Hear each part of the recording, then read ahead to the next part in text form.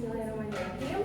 Assalamualaikum warahmatullahi wabarakatuh. Selamat pagi semuanya. Jadi kami dari kelompok 1 yang akan membahas tentang munculnya aliran kalam dalam peristiwa tahkim.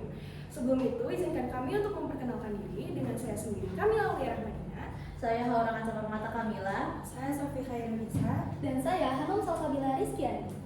Langsung saja kita langsung menjelaskan materi ini. Jadi apa sih itu ilmu kalam? Ilmu kalam adalah ilmu yang membahas persoalan akidah atau keimanan dengan menggunakan dalil Al-Quran, hadis, dan argumentasi atau rasional. Selanjutnya yaitu akidah Islam pada masa Rasulullah SAW. Pada masa Sayyidina Rasulullah, akidah Islam masih bersatu, yaitu patokannya kepada Allah dan Rasulullah.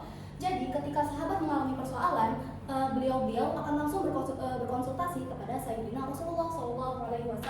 Juga pada saat itu mereka berpegang pada Quran surah Al-Anfal ayat 46 yang berbunyi A'udzubillahi minasyaitonirrajim. Bismillahirrahmanirrahim. وَأَطِيعُوا اللَّهَ وَرَسُولَهُ وَلَا تَنَازَعُوا فَتَفْشَلُوا وَتَذْهَبَ رِيحُكُمْ صَدَقَ اللَّهُ الْعَظِيمُ. Yang artinya, dan taatilah kamu sekalian kepada Allah dan Rasulnya, dan janganlah kamu berbantah-bantahan, karena semua itu akan menyebabkan kalian gagal. Nah, para sahabat dilarang oleh Rasulullah SAW memperdebatkan sesuatu yang dapat memicu perpecahan, misalnya tentang korban. Nah, sehingga pada masa ini corak akidah bersifatnya monopolitik. Nah, apa sih monopolitik? Monopolitik itu hanya ada satu bentuk ajaran tanpa perbedaan dan persanggahan dari para sahabat. Nah, para sahabat yang mendatangi Nabi bukan untuk memperdebatkan ajaran, melainkan menanyakan persoalan-persoalan yang belum dipahami. Nah, perpecahan ini baru ada setelah wafatnya Rasulullah SAW. Ketika pada masa itu kaum Ansor yang dipimpin oleh Sayyidina Sa'ad bin Ubaidillah berkumpul di Sakifah Bani Sa'idah untuk merembukan, memusyawarahkan siapa yang akan melanjutkan kekhalifahan Rasulullah SAW. Pada masa itu ada 3 kandidat, yaitu Sayyidina Abu Bakar As-Siddiq, Sayyidina Umar bin Khattab, dan Sayyidina Abu Jarrah bin Ubadah. Lalu selanjutnya ada akidah Islam pada masa Khulafaur Rasyidin. Jadi pada masa Khulafaur Rasyidin, persatuan umat Islam masih dapat dipertahankan, terutama pada masa pemerintahan Sayyidina Abu Bakar As-Siddiq dan juga pada pemerintahan Sayyidina Umar bin Khattab. Meskipun sempat muncul nabi palsu dan sebagian umat menolak membayar zakat, yang berhasil diatasi oleh Abu Bakar, benih perpecahan mulai muncul pada akhir masa pemerintahan Sayyidina Utsman bin Affan. Akibatnya, reformasi administrasi yang memicu ketidakstabilan politik hingga berujung pada terbunuhnya beliau dalam peristiwa Al-Fitnah Al-Kubra atau fitnah besar yang menjadi awal munculnya berbagai firqah dalam Islam. Setelah Ali bin Abi Thalib menjadi khalifah, konflik politik berlanjut melalui perang Jamal dan perang Siffin. Meskipun perang Jamal berhasil diselesaikan, upaya damai melalui tahkim pada perang Siffin justru menyebabkan umat Islam terpecah menjadi 3 golongan, yaitu Syiah yang tetap mendukung Ali bin Abi Thalib, Khawarij yang keluar dari barisan Sayyidina Ali, dan kelompok pendukung Muawiyah bin Abi Sufyan. Sejak saat itu, perdebatan para mutakallimin tidak lagi hanya berkaitan dengan politik, tapi berkembang ke persoalan teologi, terutama mengenai hukum seorang mukmin yang melakukan dosa besar.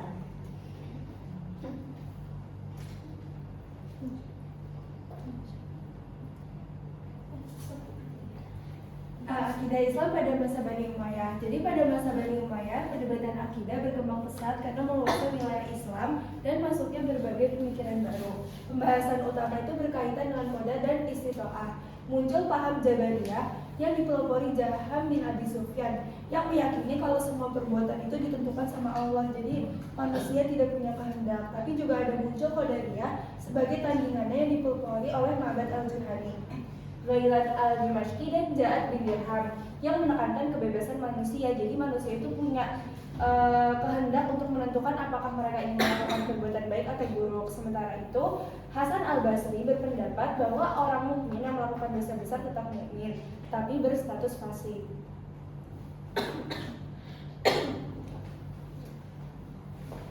selanjutnya ada akidah Islam pada masa Bani Abbasiyah.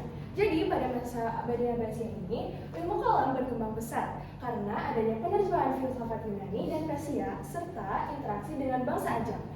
Para mutakallimin mulai menyusun kitab-kitab ilmu kalam secara sistematis, seperti karya Abu Hanifah dan Imam Asy-Syafi'i.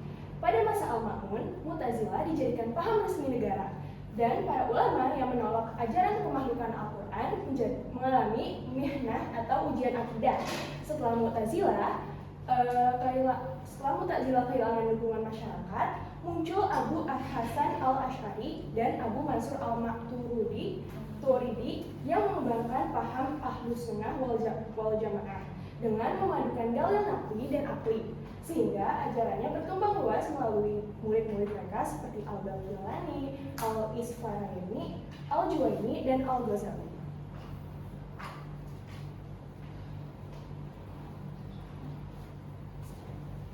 Nah, selanjutnya yaitu akidah Islam sesudah Bani Abbasiyah. Nah, setelah Bani Abbasiyah, paham Asy'ariyah dan Maturidiyah berkembang pesat hingga menjadi paham mayoritas umat muslim pada saat itu yang dikenal sebagai Ahlus Sunnah wal Jamaah karena mampu memadukan dalil naqli dan dalil akli. Pada awal abad ke-8 Hijriah, Taqiyuddin Ibnu Taimiyah mengkritik beberapa pemikiran Asy'ariyah dan melahirkan gerakan Salafi. Selanjutnya, pemikiran Islam terus berkembang melalui tokoh-tokoh seperti Ibnu Qayyim al-Jauziyah, Jamaluddin al-Afghani, Rasyidullah, Muhammad Abduh, dan Muhammad bin Abdul Wahhab.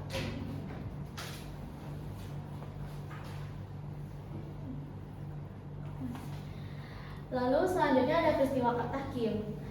Nah, jadi latar belakang dari peristiwa tahkim ini yang pertama karena krisis politik pasca gugurnya Khalifah Sayyidina Utsman. Setelah Khalifah Sayyidina Utsman bin Affan gugur dalam peristiwa Al-Fitnah Al-Kubra, Sayyidina Ali bin Abi Thalib diangkat menjadi khalifah. Namun, situasi politik menjadi sangat tidak stabil. Lalu perselisihan dengan Muawiyah bin Abi Sufyan atau dikenal sebagai gubernur Syam ini menolak berbaiat kepada Khalifah Sayyidina Ali. Ia menuntut agar pengusutan kasus pembunuhan Sayyidina Utsman diprioritaskan terlebih dahulu. Ketegangan ini memicu meletusnya perang Siffin pada tahun 37 Hijriah atau 657 Masehi. Nah, setelah proses peristiwa tahkim, ada yang bisa diperundingkan, yaitu ketika pasukan Ali hampir mencapai kemenangan dalam perang Sayyidina Ali mencapai kemenangan dalam perang Siffin, pihak Sayyidina Muawiyah mengajukan usaha perundingan atau damai, yaitu di mana awalnya Sayyidina Ali bin Abi Thalib meragukan ketulusan usulan tersebut, tapi akhirnya menerima tahkim setelah mendapati desakan kuat dari sebagian pasukannya. Nah, peristiwa tahkim ini disepakati berlangsung di Daumatul Jandal, di mana delegasi kubu Sayyidina Ali dipimpin oleh Sayyidina Abu Musa al-Asy'ari, sedangkan delegasi kubu Sayyidina Muawiyah dipimpin oleh Sayyidina Amr bin As. Nah, kesepakatan dan siasat diplomasi yaitu Sayyidina Abu Musa al-Asy'ari dan Sayyidina Amr bin As ini awalnya sepakat untuk menurunkan atau mencopotkan jabatan kedua yaitu kedua orang ini, yaitu Sayyidina Ali dan Sayyidina Muawiyah demi mendamaikan umat, lalu menyerahkan pemilihan khalifah baru kepada umat Islam. Nah, Sayyidina Abu Musa ini kan berbicara terlebih dahulu. Beliau udah bilang di depan publik kalau bakal mencopot jabatan Ali dari kekhalifahan ini, Sayyidina Ali dari jabatan kekhalifahan ini. Namun ketika giliran Sayyidina Amr bin As berbicara, ia justru dimanfaatkan untuk mengesahkan dan mengangkat Sayyidina Muawiyah sebagai khalifah pengganti Utsman. Jadi kayak Sayyidina Utsman. Selanjutnya ada dampak peristiwa tahkim. Yang pertama, bagi kelompok Syiah, golongan yang tetap setia, mendukung dan menjadi pengikut Sayyidina Ali bin Abi Thalib. Yang kedua, ada kelompok Khawarij, yaitu pendukung Sayyidina Ali yang membelot atau memisahkan diri karena menolak keputusan tahkim. Mereka itu menganggap bahwasanya penetapan hukum dengan tahkim bertentangan dengan hukum Allah. Terus yang ketiga itu ada kelompok Sayyidina Muawiyah, yaitu golongan pendukung Sayyidina Muawiyah bin Abi Sufyan yang menjadi cikal bakal berdirinya dari dinasti Umayyah.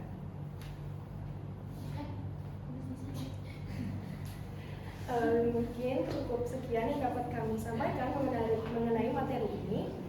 Kurang lebihnya mohon maaf jika ada salah kata dari kami sendiri. Terima kasih. Wassalamualaikum warahmatullahi wabarakatuh. Waalaikumsalam warahmatullahi